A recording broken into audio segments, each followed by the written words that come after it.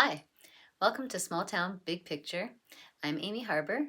I've lived in Summerland for 40 years, and I'm also the current president of the Summerland Society for Civic Engagement. On this channel, I share local municipal news, numbers, and policy. I look at how that's impacting our residents and especially our taxpayers, describe opportunities for civic engagement, and lastly, I look at the big picture because big issues often start at the local level.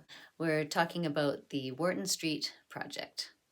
There have been a lot of grumblings over the last month or so about the complicated parking situation and also that summer business has been down. Staff scheduled this project during one of the busiest times of the year. Summerland businesses depend on the summertime economy for a big chunk of their revenue. It is alleged that the district has even hired additional bylaw officers to patrol the area and strictly enforce parking restrictions, creating a very unwelcome field for our little town. June through August are Summerland's busiest months, so why schedule this project now? And there will be even more road closures starting July 29th. What is the impact of this project? Most residents agree that managing and upgrading our aging infrastructure is a priority, but the Wharton Street project is much more than that. The summertime tourist economy is disrupted. There's a cost of extra bylaw officers to patrol the parking. There's a legal suit, the $100,000 consultant plan, the cost to local businesses to connect to the new underground service. And this is on top of the construction costs and the cost to borrow the money. What is the true cost of the Wharton Street project?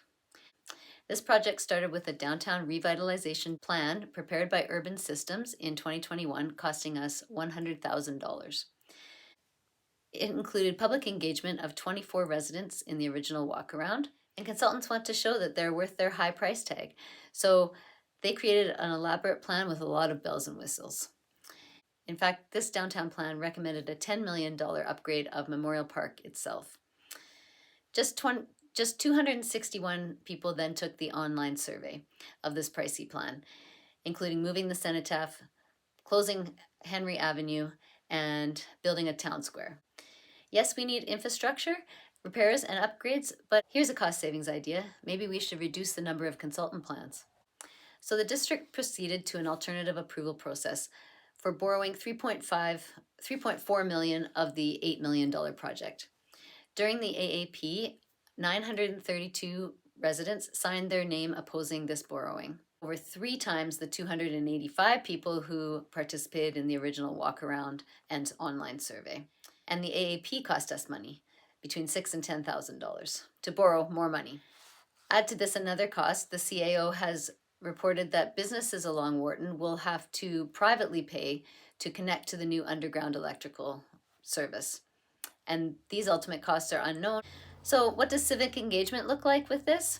There's transparency issues between staff and council and the taxpayer. It was alleged that council was not fully informed by staff about another expensive infrastructure cost that we had coming up, primary clarifier for our sewage treatment plant.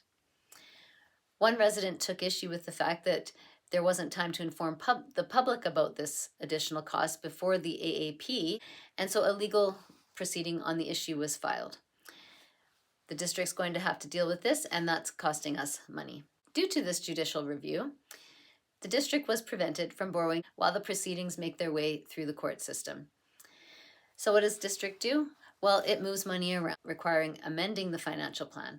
And so maybe city budgets aren't so fixed after all. We will be ready to give a citizen-led recommendation before the 2026 budget far in advance so that council cannot say that it's too late. In fact, the Summerland Society for Civic Engagement will be holding a budget town hall in September, and all residents are invited to that.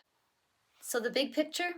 Well, raising awareness about transparency, process, and costs. The number of people that played a role in the Wharton Street project plan was woefully lacking, and it's happening across the board.